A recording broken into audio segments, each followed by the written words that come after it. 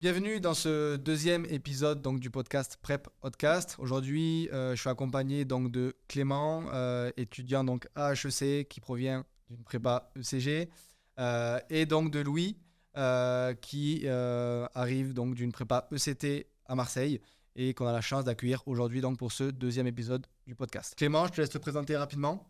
Ok, bah écoute, merci. Moi, j'ai fait une prépa ECG à Henri IV. Avant ça, j'avais fait toute ma vie en Auvergne. Et j'ai eu la chance d'intégrer HEC en faisant 13e en 2022. Ok, super. Et donc Louis, je te laisse aussi à ton tour te présenter rapidement et après on reviendra donc plus précisément sur ton parcours académique donc du lycée à l'ESCP. Donc, merci Valentin pour l'invitation, ça me fait très plaisir. Je suis Louis, j'ai intégré l'ESCP après 2 ans de classe préparatoire ECT à Marseille, dans une petite prépa comme on dit. Et ça me tient vraiment à cœur d'accompagner les étudiants dans la réussite de leur classe préparatoire pour qu'ils intègrent de manière assurée le top 3 et le top 5 des écoles de commerce françaises. Ok, super. Donc pour préciser rapidement, il est professeur de ECT au sein de Virage Prépa Plus. Donc rapidement, je vais vous présenter, comme je l'ai fait durant le premier podcast, donc le sommaire de cette vidéo. Donc première partie, la plus grosse on va dire, c'est le parcours académique. Donc comment Louis a réussi à intégrer le SCP en faisant une prépa ECT. Donc les prépas ECT, pour vous expliquer rapidement, c'est ceux qui ont fait STMG. Et donc après 2 ans de classe prépa à Marseille, dans une petite prépa, il a réussi donc à intégrer le SCP. Encore félicitations à toi. La deuxième partie de ce podcast sera plutôt orientée sur les défis et les motivations en tant que préparationnaire. Donc, quels obstacles Louis a fait face, comment il s'en est sorti et comment il a réussi, encore une fois, à exceller et à intégrer le SCP et à être éligible jusqu'à l'ESSEC aux écrits. Troisième partie donc, du podcast, c'est quels conseils il donnerait à des étudiants de ECT qui souhaitent intégrer encore une fois le top 3, le top 5. Donc concrètement, il va se livrer à vous, il va vous dévoiler ses secrets qui lui ont permis encore une fois d'intégrer une excellente école. La troisième partie, pareil que le premier épisode du podcast avec Clément, quels sont les avantages d'être en école de commerce? Quels sont les avantages d'être à l'ESCP? Et donc, la cinquième partie de ce podcast sera dédiée plutôt aux conseils plutôt spécifiques que Louis donnerait à un étudiant ECT qui souhaiterait obtenir les meilleures écoles de commerce de France. Donc, premièrement, première partie, comme je viens de le citer, le parcours académique de Louis. Donc, Louis, je te laisse présenter en détail, on va dire, ton parcours académique du lycée jusqu'à l'ESCP. Comment est-ce que tu as réussi concrètement et comment ça s'est déroulé le déroulement concrètement de cette ascension. Ok, alors moi, faut savoir qu'au départ, j'étais donc en seconde générale et à la fin de ma seconde générale, donc dans un lycée de Marseille, je voulais vraiment pas du tout continuer dans la voie générale parce que je trouvais que les matières étaient inintéressantes et j'ai même pensé à complètement partir en voie professionnelle. Ok. Mais étant donné que j'avais pas de métier en tête, j'ai quand même décidé de rester au lycée techno qui me paraissait être le bon entre-deux entre la voie générale et la voie pro, quoi. Ok. Donc quand je suis arrivé en STMG avec tous les clichés des STMG, ma mère m'a tout de suite dit que je devais faire la meilleure débouchée après STMG. Et c'est ensuite ma professeure de management qui m'a repéré à la fin de ma première STMG et qui m'a parlé de la prépa, qui m'a fait faire une journée d'intégration dans une prépa ECT à Marseille. Est-ce que quand tu es arrivé en STFG, tu connaissais la prépa ou pas encore? Pas du tout. Ok. Pas du tout. Je pense que je connaissais même pas HEC, ESSEC, ESCP, je savais pas ce que c'était. Et donc j'ai bien accroché avec la prépa et j'ai bien aimé le défi que ça représentait. Ouais. Donc étant donné que j'étais le premier de ma classe en STMG, Première et terminale? en première et terminale, oui, mais surtout en terminale, j'ai été pris à 18h, on a eu l'ouverture, on a eu les réponses. 18h30, j'avais ma réponse positive. Ok. Donc voilà, en plus j'avais des bons contacts avec les profs parce que je les avais déjà rencontrés en prépa. Ok. Donc voilà pour mon parcours au lycée. L'arrivée en prépa, j'ai vite compris. Donc moi, j'avais mes 2 parents à Marseille. J'ai vite compris que je pouvais pas trop rester chez moi, pas forcément parce que c'était pas un bon cadre. C'était un très bon cadre pour étudier. J'ai pas de frères et sœurs et tout ça, mais je voulais juste sortir de chez moi et sortir de ma zone de confort et vraiment m'isoler pour taffer plus sérieusement. Du coup, je suis parti au début à l'internat. Mais étant donné que je ne suis pas arrivé à l'internat au début de l'année, on m'a mis dans une classe avec 3 BTS. Donc, on était 4 dans la chambre. Et les BTS, ils n'avaient pas les mêmes objectifs que moi, on va dire. Donc, je ne suis pas resté longtemps. Je me suis fait un très bon ami qui est aujourd'hui à HEC, dans la même prépa que moi. Et il était déjà à la cité universitaire de Lumini, pour ceux qui connaissent. J'ai décidé de le rejoindre. Et j'ai vraiment passé mes 2 ans de prépa avec lui. Tous les soirs, il venait chez moi, on travaillait ensemble. Et je pense que ça a fait une grande partie de ma réussite. Si je peux te couper, si vous hésitez à partir dans une prépa qui est dans une autre ville parce que vous voulez pas quitter chez vos parents, faites-le sans réfléchir. C'est toujours une étape géniale dans votre vie et en fait ça vous fait un petit choc qui est vraiment très propice à l'ambiance prépa quelque part. Donc si vous pouvez faire un internat ou changer de ville si vos moyens le permettent, faites-le. Ouais. Je vais revenir sur un point que tu as mentionné par rapport à ton entourage. Comme tu l'as dit, donc au départ, tu étais avec des BTS dans ta chambre. Forcément, les objectifs sont souvent différents des étudiants en prépa, sans dénigrer évidemment les BTS. Aujourd'hui, est-ce que tu peux nous préciser, on va dire, l'importance de ton entourage, l'importance de l'influence des personnes autour de toi? Est-ce que toi, aujourd'hui, tu estimes que ta réussite est aussi due au fait d'être resté avec un étudiant qui visait haut comme toi? Alors, pour commencer sur mes parents, moi je pense que, et mon grand-père notamment, on m'a toujours dit que les études c'était la meilleure voie. Donc j'étais un petit peu formaté dans ça. Ne serait-ce que quand je suis rentré à STMG, ma mère m'a dit il faut que tu fasses la meilleure débouchée possible. Ouais. Et du coup, je pense que les parents c'est vraiment important. Même si elle avait souvent plus de doutes que moi, parce que je lui expliquais vraiment tout quand on était dans une petite prépa, qu'il n'y avait pas beaucoup de parisiennes. Dernière parisienne, c'était il y a 12 ans dans ma prépa et on n'avait jamais eu d'HEC. Et cette année, c'est le premier, donc mon ami. Et donc je pense que l'entourage c'est vraiment fondamental, mais surtout l'entourage en prépa, dans le sens où vos amis de prépa, il faut s'entourer des bonnes personnes, quoi. Il faut s'entourer. Nous c'était vraiment caricatural, mais on parlait à vraiment pas grand monde de notre classe. Je restais beaucoup avec mon ami parce qu'on n'avait pas les mêmes objectifs que les autres personnes. Et lui, il était très bon en mathématiques, par exemple, il m'a beaucoup aidé. Moi, j'avais un petit peu plus d'avance que lui en philo. Du coup, j'ai pu l'aider sur ça et ça nous a permis vraiment d'exceller au concours. Donc je pense que oui, l'entourage c'est fondamental pour réussir sa prépa. Je pense que à moins de vraiment être un cas particulier, exceller, intégrer un top 3 tout seul, complètement seul, en parlant à personne, je pense que c'est impossible. Ok. Du coup, là, tu viens de dire concrètement que tu étais resté, on va dire, un peu en solitaire avec ton ami qui a eu HEC. Est-ce que tu penses que si tu étais resté avec d'autres personnes dans ta classe qui n'avaient pas les mêmes objectifs, tu n'aurais pas eu ce que tu as eu à l'heure actuelle? Est-ce que tu penses que, encore une fois, c'est en lien avec l'entourage, mais est-ce que tu penses qu'aujourd'hui, si durant tes 2 années de prépa, tu étais resté avec des gens qui n'avaient pas les mêmes motivations, ça aurait été différent? C'est un peu compliqué de répondre à cette question parce que c'est pas ce que j'ai fait, donc je peux pas. Ouais. Mais je pense. Si tu t'en es écarté, c'est que... Je pense que oui, consciemment ou inconsciemment, je sais pas. Je savais que ça allait pas m'aider forcément, donc je pense que oui, ça aurait été différent. Ouais. Et peut-être moins assuré. Ok. Tes notes au concours, ça a été quoi? Alors mes notes au concours, donc dans les 3 matières, donc grosse déception en management, 12,7. J'avais pas du tout ces notes-là en cours, donc déception. Ok. Maths, après de longues heures d'anal et de travail acharné, j'ai réussi à avoir 16,08 aux maths des parisiennes. Et ensuite éco droit, donc c'était ma matière forte. J'ai réussi à avoir 17,5, donc c'est major de ma classe. Félicitations. Merci. Donc voilà pour les 3 matières. Ensuite en langue, en anglais j'ai eu 11,7 ou 11,2. En allemand j'ai eu 9. En synthèse de français j'ai eu 11. Et en dissert j'ai eu 13. Ok, donc philo. Ouais, dissert de philo. Ok. Petite déception là aussi. Ok. Donc félicitations pour ces notes qui t'ont quand même permis d'intégrer une des meilleures écoles. Est-ce que tu as vu des progrès significatifs dans certaines matières quand tu compares la première et la deuxième année?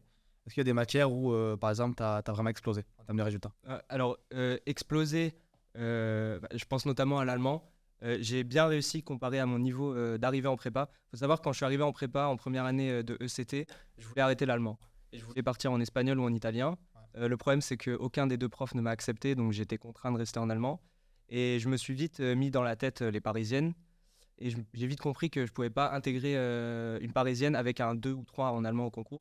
Donc j'ai vraiment bossé l'allemand. Et à mon premier DS, petite anecdote, j'ai eu 0,5 à mon premier DS d'allemand. Et au concours, donc LV, donc le concours des parisiennes, j'ai réussi à avoir 9 en allemand.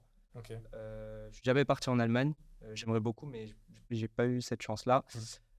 Donc pour moi, c'est ça la plus grosse progression de ma classe prépa, c'est vraiment l'allemand, je pense. Et à quoi ça ressemblait une séance de taf d'allemand pour toi? Est-ce que c'était vraiment de la grammaire jusqu'à plus pouvoir réfléchir? Est-ce que tu lisais plein de trucs, tu faisais preuve de curiosité? Ça ressemblait à quoi? Donc déjà, c'était en duo.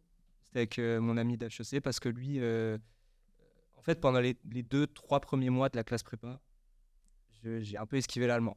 Et lui, pas du tout. Dès le premier DS, il s'est dit, il faut que je connaisse toutes les déclinaisons par cœur. Donc il avait vraiment beaucoup d'avance. Donc il m'aidait beaucoup. Il connaissait beaucoup plus de règles de grammaire que moi. Les conjugaisons, il les avait par cœur. Donc c'était avec lui les séances de travail. Après aussi beaucoup de vocabulaire parce que l'allemand, on met pas des O à la fin de chaque mot, quoi. Ouais. Donc beaucoup de vocabulaire, beaucoup de thèmes aussi. Les thèmes en allemand, c'est grave important parce que les règles sont très spécifiques à l'allemand avec la place du verbe. Pour ceux qui ne savent pas, juste pour préciser, les thèmes, c'est, on va dire, une partie de l'épreuve de langue au concours. Et c'est ce qui fait quasiment votre note dans la matière. Donc, ça dépend. Ça peut être anglais, italien, allemand. Donc, voilà, juste pour préciser. C'est une traduction du coup du français à l'allemand. Ouais, c'est ce qu'il y a de plus dur en course. Ok, super, merci. Maintenant, en termes de routine, c'était quoi la journée type pour toi en tant que préparationnaire ECT? Déjà, elle était rythmée par mes 8 heures de sommeil, parce que moi, il me fallait 8 heures. Pas une de moins, sinon je le sentais à la fin de la journée. Donc ça, je l'ai vite compris par contre. Très important le sommeil. Fondamental le sommeil. Pour mon cas, en tout cas, je sais qu'il y a des gens qui ont pas besoin et qui peuvent supporter d'être fatigués. Moi, je sais que c'était pas mon cas. Ouais. Donc réveil, café, douche, pas de petit-déj. Après, j'ai jamais petit déjeuner, jamais pris de petit-déj. Fait que voilà, j'arrive en cours, je travaille 4 heures, donc mes 4 heures de cours, 1 heure pour manger. Là aussi, je pense que c'est très spécifique à moi, mais j'avais une hygiène de vie, pour être complètement honnête, pas très exemplaire. Je mangeais un fast-food tous les midis, je buvais pas beaucoup d'eau. J'étais vraiment focus, tout sauf sur mon hygiène de vie. Et si c'était à refaire, je le referais pareil. J'ai eu exactement la même expérience. Je prenais beaucoup trop de caféine, je mangeais n'importe comment, mais en fait, je me disais que si manger n'importe comment, ça me donnait la motivation supplémentaire pour faire une heure de taf de plus. Ouais. Je le fais, tu vois. Et en fait, une fois qu'on a passé les concours, on n'a pas un seul regret. Ouais. Vraiment. Après, moi j'avais la chance de, quand je rentrais chez moi le week-end, et ma mère me faisait des plats pour le soir. Et du coup, le soir, je mangeais à peu près équilibré et de meilleure qualité que le midi. Okay. Voilà. Et après, aussi pour mes soirées de travail, parce que ça aussi, c'est important en prépa, je faisais privilégier le sommeil, en fait. Même si j'avais pas fini de recopier mon DM. Quand même dormir. Ouais. Si j'avais pas fini de ficher, enfin, pas ficher, parce que ça, je le faisais le week-end, mais j'en parlerai plus tard. Si j'avais pas fini un devoir, un exercice, je partais dormir. Donc le sommeil très, très important. Pas de vocabulaire avant de dormir. Ouais. Tu utilisais Anki ou pas du tout? Quizlet. Non, pas Quizlet. Okay. Quizlet, c'est une autre application, un peu le même système qu'Anki, sous forme de flashcard, pour mémoriser tout simplement des mots, du vocabulaire, même des phrases des auteurs. Très, très utile. Ok, super, merci pour nous avoir partagé ton parcours. Maintenant, on va passer plutôt aux défis et aux différentes motivations que tu as pu avoir en prépa ECT. Premièrement, quel a été le plus gros obstacle que tu as rencontré en tant que préparationnaire? Est-ce qu'il y a quelque chose, une anecdote à laquelle tu penses qui t'a vraiment marqué? Alors moi, je pense que le plus gros défi, il est vachement global. Il regroupe mes 2 années de classe prépa. C'est vraiment le syndrome de l'imposteur, en fait. En visant les Parisiennes, quand on vient d'une petite prépa et qu'on est ECT, vraiment, il faut arriver à se persuader qu'on a aussi notre place dans le top 3. Comment tu faisais pour te persuader? Alors ça, c'est de l'auto-persuasion. Et avec mon ami, on se disait ça, même si vraiment au concours, on y allait à l'aveugle, dans le sens où on ne savait pas si on allait être admissible à HEC, ou alors si on n'allait pas avoir plus qu'Audencia, quoi. Même si c'est une très bonne école, mais on ne savait pas du tout comment se positionner. Parce que, par exemple, anecdote en allemand, ma prof d'allemand, excellente prof d'ailleurs, elle avait envoyé personne à LV donc c'est la banque des Parisiennes en allemand. Donc elle ne savait pas combien on allait pouvoir espérer en allemand. Donc voilà, et je pense que c'était vraiment ça le plus gros défi, c'était de se persuader que nous aussi on pouvait le faire. Ok. C'est intéressant ce que tu dis parce que en tant que préparationnaire de la filière ECT, donc après un bac STMG, il y a en gros, on va dire, des rumeurs comme quoi c'est difficile en tant que ECT d'intégrer le top 5 en comparaison avec des ECG, on va dire. Et là, on a un exemple, typiquement, que c'est possible, malgré le fait d'être dans une petite prépa. Donc, on expliquera après, évidemment, comment c'est possible ou comment mettre toutes les chances de son côté pour y arriver. Mais en tout cas, vous voyez que c'est possible malgré le fait d'être en ECT. Donc, pour ceux qui viennent d'arriver en ECT, croyez en vous. Tout est possible, on va dire, évidemment avec du travail. Mais voilà, tout est possible. Maintenant, par rapport à la motivation, plutôt, donc forcément, là, tu viens de dire que tu faisais l'auto-persuasion, dans le sens où tu te disais, certes, je suis en ECT, certes, je suis dans une moyenne prépa, ou petite prépa, mais j'ai quand même mes chances. Moi aussi, pourquoi moi, j'arriverai pas à intégrer le top 3 Donc, je pense que ça, déjà, c'était une source de motivation quand même, de t'auto-persuader. Est-ce qu'il y avait d'autres choses qui te motivaient? Est-ce que tu pensais à d'autres choses pour te motiver? Je suppose qu'avec ton ami, forcément, vous vous motivez entre vous aussi.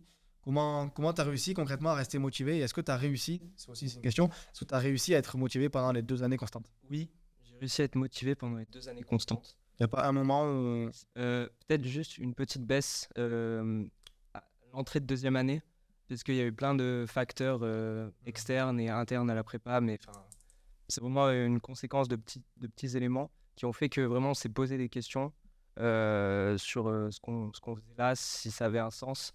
Donc ça a duré... Je pense que tu pourrais développer un peu sur ces problèmes internes à la prépa, parce qu'il y a sûrement plein de gens qui nous écoutent qui ont eu les mêmes trucs, et ça pourrait être rassurant pour eux. C'était... en fait, je pense qu'à un moment, l'auto-persuasion, ça marche, mais à un moment, ça marche plus. Il y a des limites. Quand tu vois des chiffres, Ouais. quand tu vois que, par exemple, bon, c'est plus le cas parce qu'il y a une réforme, mais quand tu vois qu'en disserte de philo, la moyenne des ECT notée avec les ECG, c'est 6, que toi, tu es là, tu t'arraches en philo pour tenter de faire une bonne copie, mais que tu sais pertinemment que les mecs étaient déjà meilleurs que toi en rentrant en prépa. En langue aussi, quand tu sais que les prépas parisiennes, les gens qui sont dans ces prépas-là ont énormément voyagé. Pour la plupart, ont passé beaucoup de temps à l'étranger, donc à un niveau d'anglais supérieur au tien. Ouais. Ça remet quand même beaucoup en question. Mais je pense qu'on a quand même... On s'est auto-persuadé, et je pense qu'aussi on avait des profs qui nous soutenaient pas mal, parce qu'ils croyaient en nous. Ça aussi, c'est important. Ils nous poussaient. Je pense que c'est important d'avoir quelqu'un qui croit fondamentalement en soi, enfin en toi. Ouais. Et voilà, donc cette petite baisse, elle est vite partie, puisque en deuxième année, c'est 6 mois, on ne voit pas le temps passer, on n'a pas le temps pour ça. Donc on s'est dit au pire, le concours, on y va, on donne tout ce qu'on a, ça marche, tant mieux, ça marche pas en cube. Donc tes profs t'ont quand même servi de motivation, Ouais. malgré les statistiques, on va dire. On en parlera plus tard, mais effectivement, aujourd'hui, au sein de Virage Prépa, on accompagne énormément d'étudiants chaque année, que ce soit des étudiants des Parisiennes ou des étudiants dans les moyennes ou de prépa, on va dire, bas niveau. Et on voit ces inégalités quand même qui sont assez flagrantes en termes de niveau. D'entrée directement en première année, que ce soit les langues, comme Louis vient de le dire, ou même en maths. Donc effectivement, que ces inégalités-là, elles sont présentes, et c'est vérifiable par des statistiques. Mais vous avez l'exemple, encore une fois, avec Louis, qu'avec du travail, plus de travail forcément, que 90% on va dire, des étudiants en prépa pour rattraper ce retard-là, dans une petite prépa, encore une fois, tout est possible. Qu'est-ce que tu en penses, Clément, toi qui viens d'une prépa parisienne? Je pense qu'en effet, on a une énorme chance quand on... Enfin, en fait, les inégalités entre prépas, elles sont, on va dire, au sein de la prépa et entre les prépas. C'est-à-dire que moi, j'ai eu la chance d'avoir une bonne prépa. Et donc, sur le long terme, ça m'a aidé.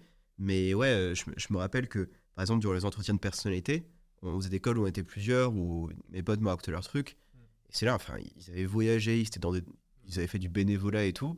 Moi, j'étais coincé en province. Le palmarès de ma vie, c'était les jeux vidéo. Et en fait, là, tu te dis, mais qu'est-ce que je vais leur raconter ? Et non, en fait, si c'est l'entretien de personnalité qui surtout vous stresse, dites-vous que les examinateurs, des gens qui ont beaucoup voyagé et qui en ont pas tiré grand-chose, ils en vont passer toute la journée. Donc, si vous faites preuve d'introspection, un peu de recul sur votre personnalité, sur ce que vos expériences, aussi minuscules soient-elles, vous ont apporté, ils vont vous adorer. Donc, voilà, ne perdez pas espoir. Et pour ce qui est des inégalités entre les prépas, il y a énormément de ressources disponibles. Et moi, sur Virage, je veux dire, je vois la différence que ça fait quand je fais part des standards des parisiennes à des gens qui sont dans des prépas qui sont pas des prépas qui préparent aux parisiennes. Parce qu'ils n'étaient pas au courant. Et juste le fait de le savoir, le fait d'avoir tes copies corrigées avec cette exigence-là, au moins tu le sais, quoi. Au moins tu sais à quoi t'attendre. Moi, je me souviens, l'année dernière, ça m'a énormément marqué au départ. Quand on avait des étudiants qui étaient un peu en détresse, qui venaient nous voir pour qu'on les aide, il y avait des étudiants qui nous racontaient que quand ils faisaient des calls, à chaque fois pendant les 2 années, les professeurs leur envoyaient les sujets à l'avance. Euh, et en fait, ils arrivaient en call, ils avaient juste à réciter ce qu'ils avaient appris par cœur, qu'ils avaient fait chez eux avec Internet et tout. Et c'est là où en fait on s'est vite rendu compte que dans les prépas parisiennes, ça n'existe pas. Ça existe en début d'année, mais après, tu arrives en call, tu sais pas sur quoi tu vas tomber. C'était le cas chez nous. Ah. Mais voilà. Donc ça, pour nous, ça nous a vraiment marqué au départ, de se dire, mais comment les professeurs peuvent préparer leurs élèves si en fait ils arrivent à chaque fois et qu'ils ont juste à apprendre par cœur. Ouais. Et aussi, un autre truc qui corrobore un peu ça, c'est que moi, j'ai eu des élèves qui m'avaient montré leur copie, donc avec la correction du prof. Et je sais pas, la copie avait 8, donc si ta copie a 8, c'est qu'il y a beaucoup de problèmes avec. Et l'entièreté de ce qu'avait dit le prof, c'était genre 2 lignes, en amélioration, non. Moi, pour vous dire, à H4, ma prof, elle écrit des dissertations, il y avait plus de rouge que de bleu sur ma copie. Et en fait, comment vous voulez progresser si vous voulez deviner ce qui va pas avec votre copie, tu vois? C'est aussi ça l'intérêt d'un suivi en plus de la prépa, quoi. Tu disais donc qu'au sein de la prépa, tu avais eu cette manière de travailler. Ouais, en fait, c'était notamment pour l'école d'éco-droit. Ouais. Donc, il y avait un étudiant qui avait le sujet à l'avance et qui le préparait donc chez lui, et qui arrivait et qui commençait. Et les 2 autres avaient un sujet comme ça et ils le traitaient en 20 minutes. Mais moi, je le vois pas forcément aussi négatif que toi. Parce que, par exemple, pour une QRA, donc une question de réflexion argumentée en économie, en fait, tu prépares pas ta QRA de la même manière quand tu l'as fait chez toi avec le temps et les cours que ce que tu fais dans la salle de colle en 20 minutes. Après, ce qui change, c'est que là, au vu de ce que tu viens de dire, c'est-à-dire qu'il n'y a qu'un étudiant sur 3 qui prépare à la maison. C'est-à-dire que les 2 autres arrivent en classe et ils préparent. Ouais, et ça tourne en fait. Ouais, voilà. Groupe de colle. Parce que nous, les étudiants qu'on a vus l'année dernière, C'était tout le temps. ouais. Ouais, ok. Donc là, il y avait D'ailleurs. un problème. Ok. Par rapport maintenant toujours par rapport aux défis et obstacles de la prépa, on va dire, justement, est-ce que tu as fait face vraiment à des obstacles? Est-ce que tu as eu des doutes? Est-ce que tu as douté pendant la prépa? Ou encore une fois, est-ce que tu es resté vraiment, malgré cette baisse de motivation dont tu as parlé tout à l'heure, est-ce qu'il y a eu des problèmes, on va dire, ou tu es plutôt bien sorti Franchement, pour être honnête, j'ai pas eu de gros obstacles en prépa parce que, en fait, j'ai eu la chance de voir un petit peu les fruits de mon travail à chaque DS. Ok. Donc, en fait, ça me confortait. Et tu vois, je suis pas le genre de personne, sans me jeter des fleurs ou quoi que ce soit, à avoir bossé pendant une semaine un DS, arriver au DS et avoir une note plus basse. Ouais. Ça, j'ai eu la chance que ça ne m'arrive jamais. Donc, non, je n'ai pas eu de gros obstacles. Ça, c'est plutôt une chance. Encore une fois, si ça vous arrive, ne perdez pas la motivation parce qu'au final, ça arrive que le fruit du travail paye directement, comme dans le cas de Louis, mais il y a des fois où ça peut prendre 1 à 2 mois. Surtout, je dirais même que le cas de Louis est minoritaire. Donc, Ouais. paniquez pas si vous êtes pas dans son cas. C'est sûr que c'est assez rare. Maintenant, la troisième partie est la plus grosse de ce podcast. Les conseils que tu pourrais donner à des étudiantes de CT qui nous regardent aujourd'hui dans ce deuxième podcast donc de Virage Prépa. Premièrement, quel a été le plus gros conseil que tu as reçu, toi, personnellement, en tant que préparationnaire? Est-ce que tu m'as dit du coup que tu travaillais avec ton ami qui a eu HEC. Est-ce que c'était des conseils de sa part? Quel a été le plus gros conseil qui t'a marqué et qui t'a vraiment aidé? Je pense que c'était pour le vocabulaire en langue. Ouais. Il avait une rigueur incroyable Ouais. sur la révision du vocabulaire. Et c'est lui qui m'a un peu inculqué cette rigueur à tout le temps faire sa liste Quizlet tous les jours. Il arrive, ouais. Quoi qu'il arrive. C'était limite la seule raison de la journée pour laquelle on pouvait se coucher 10 minutes plus tard, quoi. Ok. Donc c'est un peu minime, mais en fait, ça l'est pas vraiment quand on voit le travail qu'on a à faire en langue en tant que CT. Utilisez Quizlet ou pas? J'utilisais Quizlet pour l'espagnol d'une manière un peu différente, c'est-à-dire que je le faisais avec des phrases entières, parce que je savais que j'étais tellement mauvais que j'allais pas pouvoir faire l'essai tout seul. Et donc, en fait, je prenais des phrases de CV. Genre, j'avais des paquets de CV, et limite, c'était mon cours, parce que c'était des phrases qui disaient des choses de CV. Si vous êtes vraiment dans la merde, si vous êtes vraiment en galère dans une langue, je vous le conseille. Parce qu'en fait, finalement, je crois qu'au concours, j'ai pas écrit une seule phrase qui sortait de mon cerveau. C'était que des trucs que j'avais appris par cœur, écrits par des journalistes. Ouais. J'ai fini par avoir 10. Je dirais qu'en thème version, j'ai dû me taper un bon gros 5. Ouais. Ce qui veut dire que l'essai m'a vraiment sauvé, quoi. Ouais, faut savoir que à l'heure actuelle, dans les prépas, il y a plusieurs modes de fonctionnement, on va dire. Mais pour les personnes, et nous on le voit aussi, avec les élèves qu'on accompagne, il y a des personnes qui savent d'entrée que obtenir 10 en langue, ça va être très très difficile. Et comme l'a dit Louis au départ de cette vidéo, les langues, c'est primordial pour réussir et pour avoir une bonne école. Donc nous, ce qu'on fait également avec les étudiants, et c'est pour rebondir à ce que tu viens de dire, on a des essais qui sont déjà préconçus, qu'on délivre à nos étudiants, ce qui leur permet d'enregistrer des phrases comme Clément le faisait avec Quizlet, pour après le jour J pouvoir ressortir des phrases qui sont forcément justes. Et même en call, ça arrive que des étudiants le font. C'est vraiment un mode de fonctionnement que soit on apprécie, soit on n'apprécie pas. Mais c'est un peu ce qu'on disait tout à l'heure par rapport au mode de fonctionnement d'être un robot, entre guillemets. Et ça, effectivement, c'est un peu le cas. Et souvent, il faut pas être un robot, mais en fait, vous êtes en concurrence avec des gens qui sont bilingues. Et en fait, le progrès qu'on vous demande en prépa en langue, pour moi, c'est une aberration totale. Ouais, Ils notent beaucoup trop difficilement. Et enfin, ouais, moi, dans chaque cours d'espagnol, je le vivais comme une sorte de violence symbolique, pour citer un grand sociologue. Justement, parce que moi, la montagne de travail que j'avais devant moi en espagnol, elle était infranchissable, quoi. C'est vrai que les exigences au concours en termes de langue, surtout pour le ECT, sont vraiment très, très dures.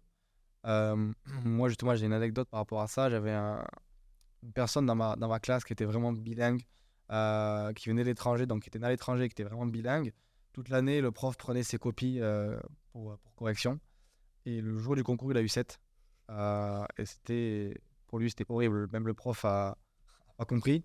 Donc, ça montre aussi que parfois, c'est un peu injuste. Et pour ça que c'est encore une fois très important de travailler des langues. Maintenant, par rapport plutôt au call en elle-même, ce qu'on disait avec Clément durant le premier épisode, c'est que psychologiquement, quand on rate une call, c'est assez difficile derrière de rentrer chez soi, de retravailler, de se dire ok, je recommence. En fait, la prépa, c'est un peu tu tombes, tu te relèves, tu tombes, tu te relèves. Est-ce qu'il y a déjà eu des calls qui t'ont psychologiquement touché ou après lesquels tu te dis bon, maintenant qu'est-ce que je fais? Ou tu as toujours, encore une fois, eu cette chance d'avoir le travail qui paye? Non, non, quand même, en call, c'est là où on se casse un peu la figure. Ouais. On se confronte à des sujets un peu compliqués. Je pense notamment en économie, où il y a des QRA. Souvent, ça arrivait quand c'était à mon tour de préparer chez moi. Donc là, vraiment, quand c'était mon tour de le faire avec le cours et tout ça, je m'investissais beaucoup. Et j'essaie de faire un truc hyper approfondi et j'y mettais vraiment du mien. Ouais. Quitte à ce que ce soit inutile dans les conditions du concours, parce qu'une QRA, on n'y passe jamais 2 heures. 30 minutes environ. Voilà, environ 30-40 minutes pour ceux qui sont rapides en synthèse. Et j'arrive devant ma prof, ma QRA, et la moitié hors sujet. Et du coup, là, c'est un peu énervant. Mais après, voilà, elle avait des très bons conseils. Elle m'expliquait, je comprenais tout de suite pourquoi c'était hors sujet. Et donc, je pense que c'était ça m'a permis de construire des meilleurs QRA au concours. Donc, je pense que c'est pas une mauvaise chose que de s'investir énormément dans quelque chose et que ça s'écroule complètement face au prof. Tu as quelque chose à rajouter Non, mais moi, je dirais que rater d'école, ça arrive à tout le monde. Et moi, pour vous dire, à un moment, je faisais une colle d'éco qui était tellement mauvaise que au milieu de ma deuxième partie, la prof, elle a compris. Elle m'a dit, allez, c'est bon, on va arrêter. Et après, elle m'a demandé l'équation du PIB, donc qu'on est censé apprendre en première. Et j'étais tellement stressé que je l'ai pas réussi. Mais ouais, quoi. Comme j'avais dit dans le podcast d'avant, vos profs, ils vont jamais appeler HEC pour dire que vous méritez pas. Donc, on oublie et on passe à autre chose. Par rapport aux fiches, est-ce que tu faisais des fiches? Comment est-ce que tu révisais tes cours? Notamment en éco-droit, qui est un des plus gros coefs en tant que préparationnaire ECT. Comment est-ce que tu révisais ça? Alors moi, mes fiches, il faut savoir que je les faisais le week-end. Je fichais mes cours de la semaine le week-end pour justement pas avoir à ficher le soir. Ouais. Je faisais des fiches donc en éco-droit, ça c'était obligatoire, en management également. Et en maths, j'ai commencé à ficher quand j'ai commencé les annales, donc quelques mois avant les concours. vraiment les formules, les méthodes. Mais sinon, toute ma prépa, j'ai pas fait de fiche de maths. Je pense que ça, c'est quelque chose de très personnel. Par exemple, moi, mes fiches, il n'y avait pas de couleur, il n'y avait pas de surligneur, c'était bleu, c'était pas de titre non plus, grand A, grand 2B. Là, c'était vraiment juste des notions comme ça. Et donc, je révisais avec mon ami, je lui passais mes fiches, il me faisait réviser mes fiches, et lui, il me passait ses fiches. Mais on n'échangeait jamais nos. Ouais. Enfin, voilà. Je révisais jamais grâce à ses fiches. C'était vraiment les miennes, parce que je pense que c'est personnel. Ouais. Et là aussi, je pense que c'est fondamental aussi. Je vois pas comment on peut réussir dans des matières aussi larges que l'éco-droit, par exemple, Sur des fiches. sans faire des fiches. Enfin, avec tous les articles qu'on a, tous les chapitres d'éco, on peut pas réussir, je pense, sans faire des Et fiches. si je peux me permettre de rajouter un truc, moi j'aime beaucoup ce que tu as dit sur le fait de faire des fiches sans couleur bleue et tout. Parce que, en fait, faire des fiches pendant très longtemps qui sont très bonnes, entre guillemets, c'est ce que j'appelle du travail doudou. Dans le sens où, en fait, c'est pas dur. Genre, on peut pas le rater. C'est pas si compliqué que ça. C'est pas si fatigant que ça. Donc, en fait, c'est un travail qu'on fait pour se convaincre qu'on a travaillé. Et ça, essayez un peu de vérifier, est-ce que je suis en train de faire du travail doudou ou pas? Parce que faut tout simplement faire le moins possible. En fait, vous tirez une balle dans le pied par peur de l'échec. Il y a des gens à qui ça sert beaucoup de mettre des couleurs. Et je sais que, par exemple, mon ami, bon, c'était pas aussi poussé que surligneur, 6000 couleurs de surligneur, mais lui, dès qu'il écrivait quelque chose en rouge, par Ouais. exemple, le premier auteur de management en première année, sur sa première fiche, il y a sa date de naissance, son année de naissance, il a écrit en rouge, et ça, il l'a retenu. Juste parce Oui. que c'est écrit en rouge. Oui, tu peux écrire en rouge, mais Ça dépend du manière dont tu apprends aussi. Hein. C'est visuel. Ouais, voilà, ouais. Mais je pense que... en fait, moi personnellement, j'écrivais en effet toujours les auteurs et les trucs en rouge. Bon, déjà, c'était dans mon cours, c'était pas dans les fiches, donc je perdais pas de temps à le faire. Mais ouais, quoi, tout ce qui est surligneur, tout ce qui est fiche Bristol très belle ou quoi, Ouais. vous perdez votre temps. Je sais qu'avec les étudiants, enfin nos élèves, que ce soit les fiches d'HGG ou de SH, on met des couleurs, notamment les dates en rouge par exemple, etc. Parce qu'on sait que c'est plus facile à apprendre. Après, encore une fois, ce sont des fiches qui sont faites par des personnes extérieures, par des professeurs. Donc, c'est pas du temps perdu, entre guillemets, de votre côté, à mettre des couleurs, etc. Je pense qu'il y a un milieu à trouver. Ouais. De toute façon, c'est personnel. Ouais, voilà. Personnel. Donc, toi, tu conseilles vraiment de faire des fiches et tu vois pas comment c'est possible de réussir à faire des fiches, notamment en éco-droit. Ouais, surtout pour les ECT, éco-droit et mana aussi pour tous les auteurs. Mais par contre, par exemple, en langue, j'ai jamais fait de fiche en langue. Bon, je vais pas exceller, mais ça va, je m'en suis sorti. En philo non plus, j'ai pas fait de fiche. J'avais juste une note dans mon téléphone qui répertoriait les références que j'aimais. Parce que pour moi, ça c'est essentiel en philo. Ok. Il faut mettre des œuvres qu'on aime, parce que sinon ça se ressent. Et de toute manière, moi, j'arrivais pas à les retenir si je les aimais pas. Ok, super. Bah, du coup, voilà. Petit conseil sur les fiches. Ça paraît plus important d'en faire. Après, c'est encore une fois, tous ces podcasts-là sont là pour vraiment vous donner des conseils, de la valeur ajoutée pour vous. Mais c'est aussi un avis personnel, donc c'est à vous de voir de votre côté quand même. Du coup, en tant que ancien préparationnaire ECT qui a intégré le SCP, est-ce que tu as réussi à intégrer le SCP tout seul? Est-ce que tu as été accompagné? Comment ça s'est passé à ce niveau-là? Alors moi, j'ai eu la chance d'être accompagné par une étudiante d'HEC, donc qui Ouais. était issue d'une grosse prépa parisienne aussi. Et ça m'a beaucoup aidé parce que on échangeait sur plein de choses, aussi bien la forme que le fond des copies. Je lui ai envoyé mes copies de philo notamment parce qu'elle était très forte en philo. Euh, et aussi, juste avant la période des oraux, on a pas mal discuté. Parce que pour moi, en fait, les oraux, c'est assez spécial comme période parce que c'est la période où, en tant que ECT de province, on se confronte physiquement, euh, entre gros guillemets, à nos ennemis, quoi. Ouais. Et on les voit face à nous. Et ça c'est différent de rédiger sa copie dans une salle du concours. Et elle m'a aussi aidé mentalement, dans le sens où de ma manière d'aborder les concours Ouais. et d'aborder les épreuves des concours. Ça t'a rassuré? Elle m'a rassuré, oui, notamment en philosophie. Quand je lui envoyais mes copies, elle me disait tout de suite ce qui allait pas. Ouais. Et elle me disait aussi tout de suite là où j'avais progressé. Et je me rappelle notamment de mon premier concours blanc de deuxième année. Je lui avais envoyé ma copie. C'était pas bon. Et au DS d'après en philo, j'avais renvoyé ma copie. Et là, elle m'avait vraiment dit point par point, j'avais tout noté. Et ce qui allait et ce qui allait pas. Et ça, vraiment, je me souviens qu'en philo, ça m'a fait un déclic et je me suis dit, ok, donc ça, c'est bon, ça va mieux, je le mets de côté. Mais maintenant, je taffe sur ça. Donc, je pense vraiment qu'être accompagné, notamment par les gens qui sont dans ces écoles, parce que nous, on n'avait rien. C'est un peu dur de le dire comme ça, mais On avait les ressources des profs pédagogiques et tout ça, mais en tant que étudiant qui a vécu la même chose que moi, en soi, elle n'avait pas. Donc là, c'était vraiment de l'autre côté, quoi. On parlait vraiment... De toute façon, c'est la raison pour laquelle chez Virage Prépa Plus, on a décidé de travailler comme ça, de travailler avec des étudiants qui ont passé les concours récemment, qui ont obtenu d'excellentes notes dans la matière dans laquelle ils enseignent. Du coup, c'est ton cas pour les ECT, et c'est le cas pour Clément pour les ECG. Donc, encore une fois, voilà, on voit que le fait d'être accompagné par des étudiants qui ont réussi, c'est quand même une valeur ajoutée. Ouais. Et donc, est-ce que tu penses que si tu n'avais pas eu cette étudiante-là, les résultats auraient été différents ou pas? Ouais, je pense oui, parce que vraiment, nous, on était... Et je pense que c'est le cas de beaucoup de prépas de province. Comme je t'ai dit, on est allé à l'aveugle pardon, au concours. Ouais. Et je pense vraiment que c'est un rôle fondamental d'avoir un petit peu un éclaircissement de tout ce monde-là.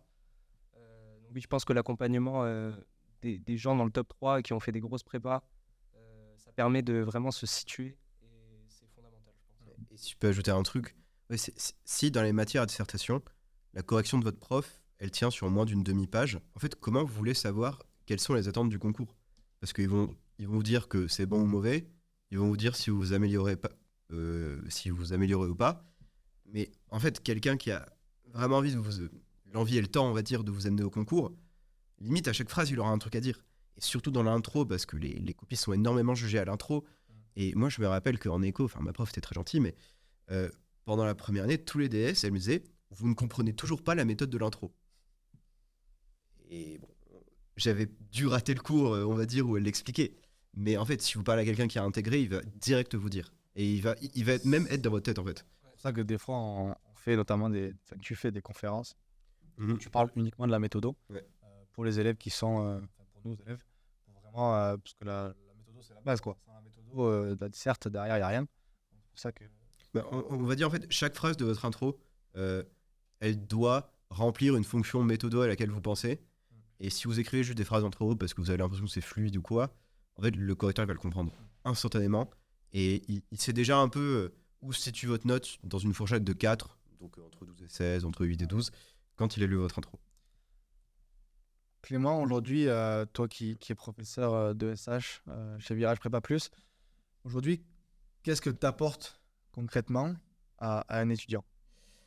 Alors, je dirais déjà ça, la méthodo, c'est-à-dire que en fait, vos profs, ils sauraient vous dire ce qui est mauvais avec votre copie, mais ils n'ont pas le temps parce qu'ils ont 40 élèves. Moi, si je reçois une copie, je vais la lire plusieurs fois et je vais avoir une tonne de remarques à faire. Et en fait, si vous faites ça, le progrès de l'élève, il est exponentiel, tout simplement parce que ben, les problèmes sont concrets, ils sont identifiés, il y a une solution, et donc ils sont réglés d'une disserte sur l'autre. Et on voit les notes progresser. Il y a ça, aussi des enjeux de compréhension de cours. Souvent en prépa, ça va très vite.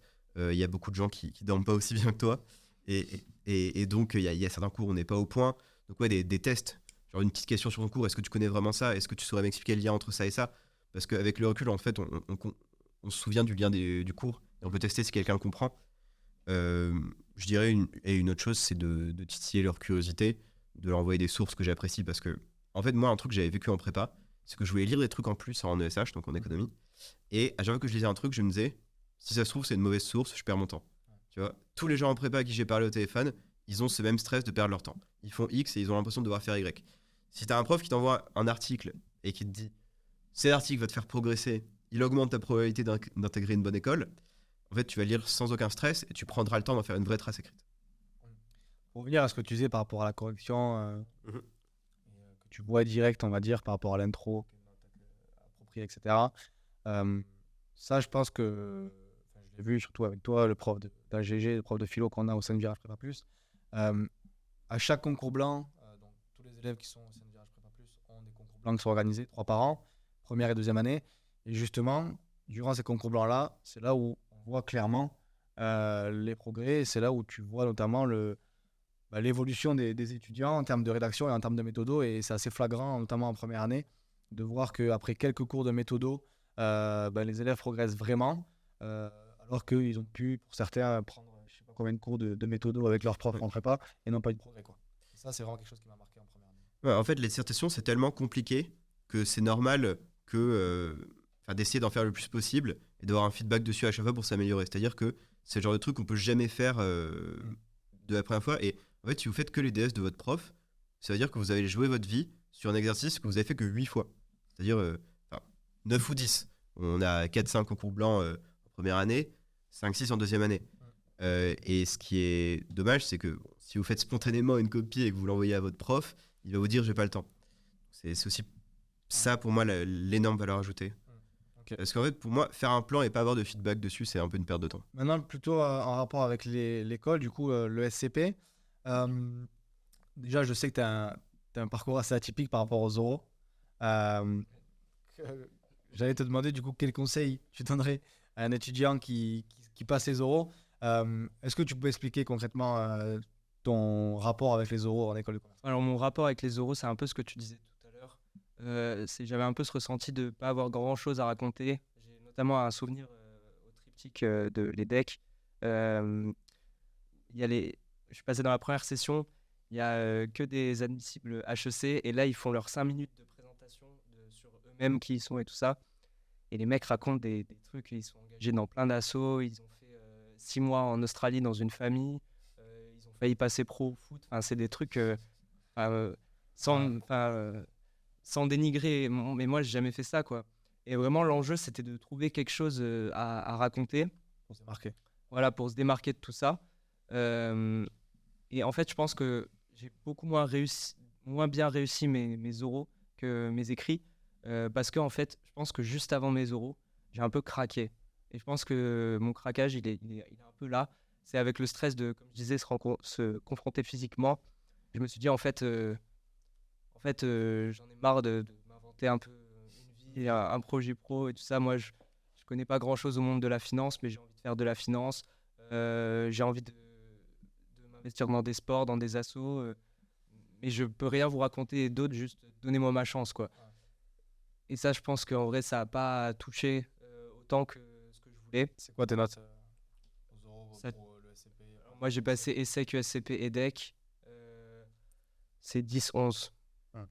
Je pense que les raisons pour lesquelles tu n'as pas explosé en termes de résultats, c'est ça, quoi. Après, je sais que moi, je suis quelqu'un qui sourit pas beaucoup. J'ai un ton assez. Ouais. Je parle, c'est assez calme. Souvent, ça endort un petit peu. Donc, je pense que ça n'a pas fait un très bon cocktail, quoi. Et ta vie à l'ESCP, comment est-ce que tu la vis? Franchement, c'est génial. Ouais. Au début, il y a eu un petit choc avec les gens, les Parisiens qui viennent des prépas parisiennes, tout ça. Mais il suffit de rencontrer les bonnes personnes, des vraies amitiés, pas superficielles. Parce que c'est vrai qu'en école de commerce, certaines fois, il y a ça. Certaines personnes sont comme ça. Mais quand on trouve les bonnes personnes, il y a des soirées, il y a des assos intéressantes, il y a des opportunités. Donc je pense que franchement, même les gens qui sont moins enchantés d'aller en école de commerce, ils trouvent quand même leur place. Ok. Bah, écoute, je te remercie, Louis, vraiment pour ce deuxième podcast, de nous avoir parlé clairement de comment tu as vécu la prépa, comment tu as réussi à intégrer le SCP, tes méthodes, tes conseils. Merci à Clément, encore une fois. Et on se retrouve pour ce troisième épisode avec Ryan, étudiant à l'ESCP, qui a également fait une prépa ECT. Je vous mets le lien du prochain podcast juste en bas.